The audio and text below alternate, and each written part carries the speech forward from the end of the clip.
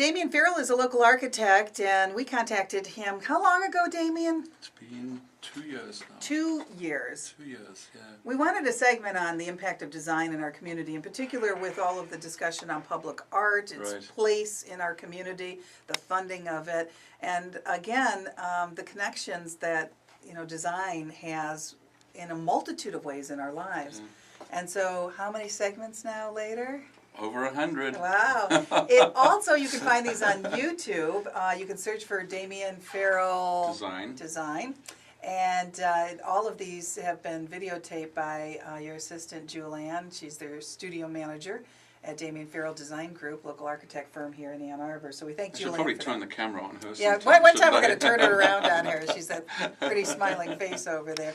Today we're going to actually dovetail off something we did a few weeks ago with a local scientist and inventor and educator, Michael Flynn. And you can find his work at funexhibits.com online, hands-on science exhibits and public art. He has them over in our beautiful hands-on museum in downtown Ann Arbor. And you said at that time that we really need to explore the hands-on museum a little bit better.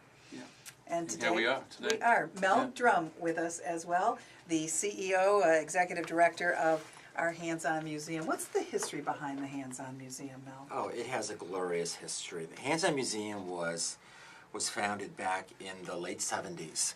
And the idea was to build a community gathering place that celebrated the very idea of science and technology and engineering. And to celebrate it in a way that really hadn't been done elsewhere. Not your typical museum where you'd see a bunch of collections behind glass, but actually to be an immersive environment where you'd be able to crawl in, explore, and just be immersed in inspirational activities. So it's 31 years old. It's had nearly 5 million people come through its doors during that time. That's incredible. So it's truly incredible. It's an amazing story. Was there a model that this was based on at all? Or where did this idea come from? Oh, there really were not that many models then. Because there are plenty of them now, right? They are everywhere, all over the world in multiple generations. But a wonderful person here in Ann Arbor, Cynthia Yao, was the founder of the Ann Arbor Hands-On Museum. I remember her well. Yeah. And Cynthia, she's one of these people that she had this idea. And she had this idea that had only just started to be explored elsewhere.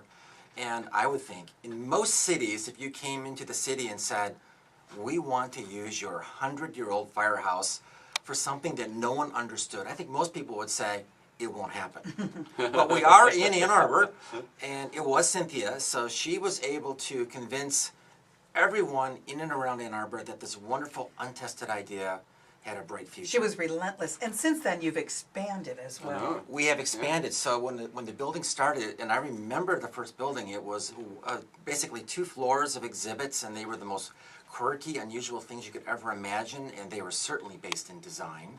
But the building has expanded multiple times. I mean, the first expansion opened up the attic for additional space. Still one of my favorite places in the museum. Yeah. And then we also bought 4 buildings alongside. So the building quadrupled in size. Yep. And now each year it's bringing in about 262 to 265,000 people into downtown Ann Arbor. Michael Flynn's piece and what he does and what he creates, and his goal is to get these into public spaces, into museums. Absolutely. I think one of the first was our hands-on museum for his work. How has this been a difference maker for the hands-on museum? Oh, that's a great question. Michael is the example of one of these wonderful local Ann Arbor people who is a scientist, an engineer, and an artist. It's a pretty rare combination. It's an incredibly rare combination, but it's a combination that resonates so well with what we're trying to do at the museum. Michael brought in a version of his magnetoscope. So imagine, here's an exhibit that's looking at the idea of ferrofluids and nanotechnologies.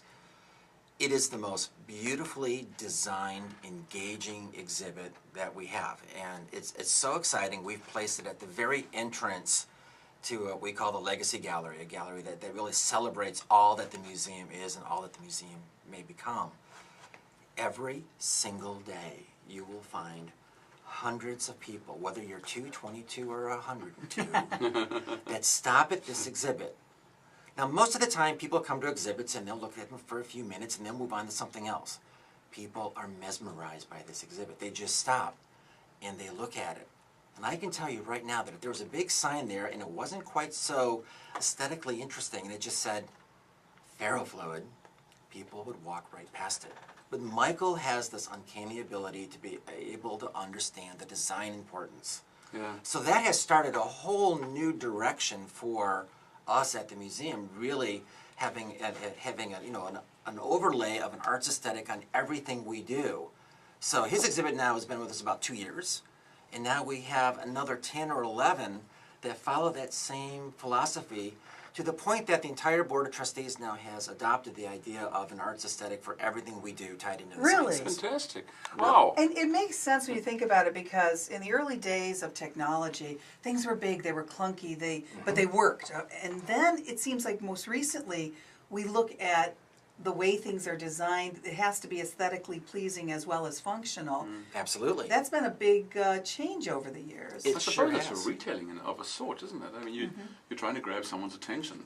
You're trying to grab someone's attention, and it's so difficult to do because there are so many different things for people to do today. So the idea, it goes down to, how do you compete with everything that's going on around you? So the design idea is important for you to be able to grab someone's attention.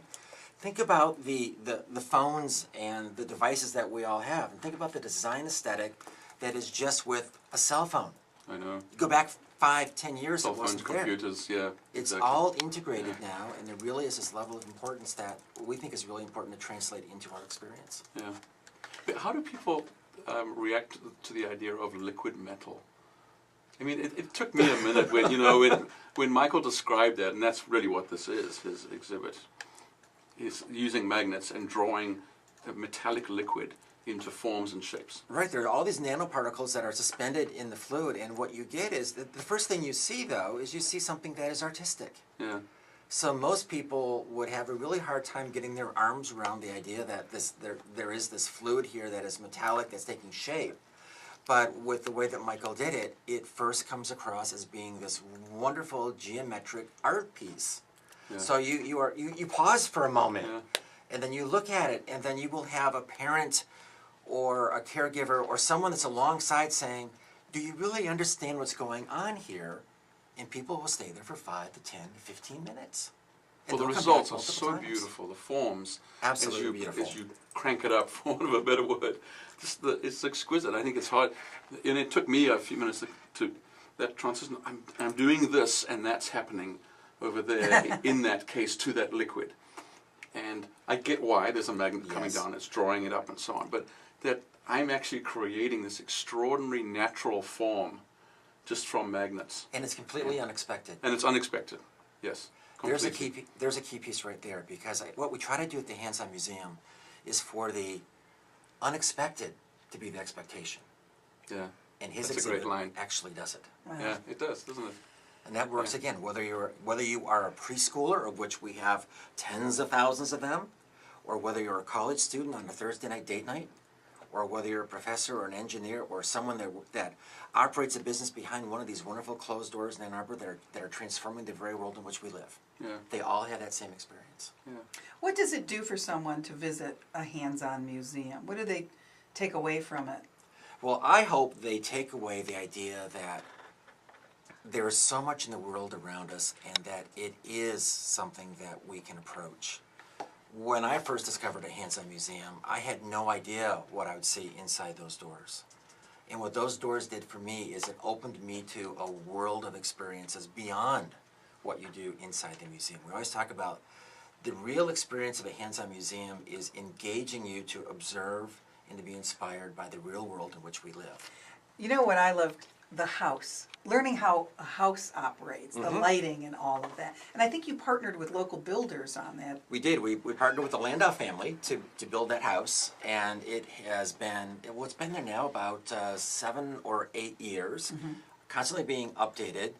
But everything from the idea of how the bricks were put into a chimney, to looking at the heating and cooling systems of a house, to the very part of architecture and design where you can do a three-dimensional blueprint and design your own house Yeah. at the same time. Yeah. But you get that inside-out look at the world in which we live every day. We often, as you go through your day, you wonder, how does this work?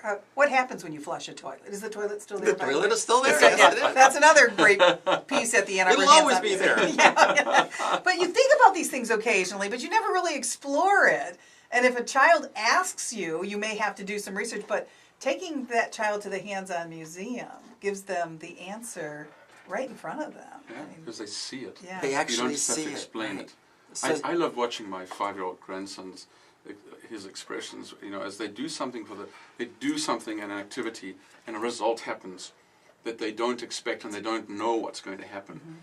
In that moment of and then of delight. So there's this flash of the unexpected across his face, and then this moment of delight, and then and do it again. you get it completely. And I think one of the things that ties into that as well is the thought that they may not understand what they're doing, but No. they have that moment of delight, and they have that moment of engagement that's there.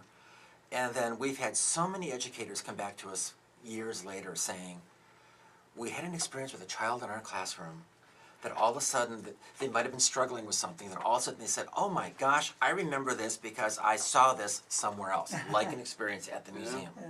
Where suddenly you remember that it was a fun memory, it was an engaging memory, it was interesting, and oh my gosh, yes I can. Yeah. Often comes out of that experience.